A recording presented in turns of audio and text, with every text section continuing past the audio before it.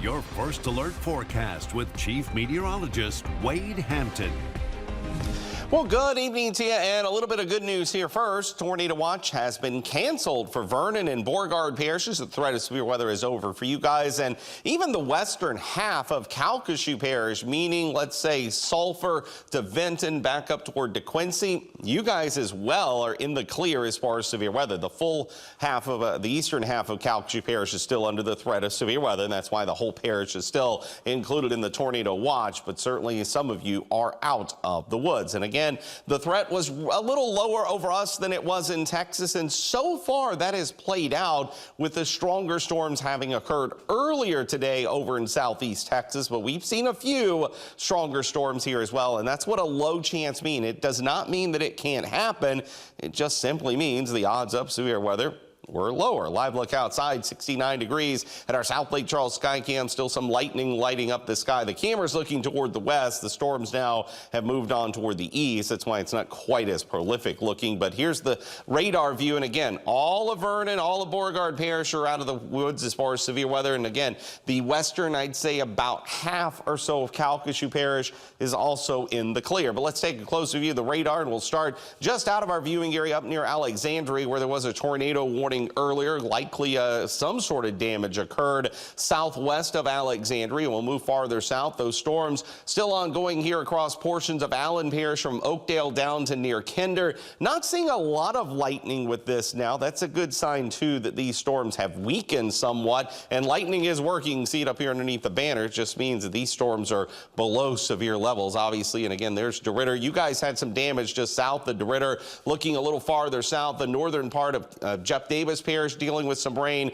We'll zoom in a little bit closer. This is probably the strongest thunderstorm still in our viewing area, and that's located from near the Lake Charles Regional Airport south to near Grand Lake, and then pushing south or east from the Lake Charles vicinity. Places out like Bell City, Hayes, out toward KK's Corner and whatnot. Will deal with likely some gusty winds here as this storm. It's what we're calling bowing out a little bit. That's likely producing some gusty winds. So heads up here. That's all moving off toward the east. It is below severe levels though, so that's good news. Futurecast doing an excellent job today showing the timing of this rain and got it placed perfectly right now.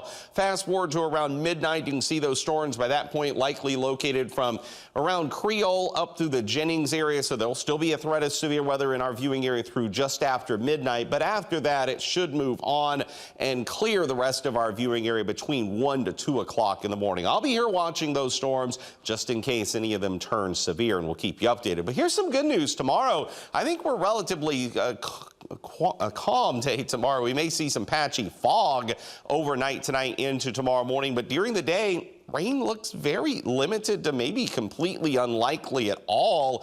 I did reduce the rain chance down to 20% for our Friday, so at least some good news there. Now, that's where the good news ends, because the first disturbance moves across the area tonight. That's what's bringing the storms. We're in somewhat of a break from the rain tomorrow, and then here comes the cold front on Saturday. This will bring another round of showers and probably thunderstorms, and maybe even some strong to severe storms again somewhere in our vicinity come Saturday afternoon.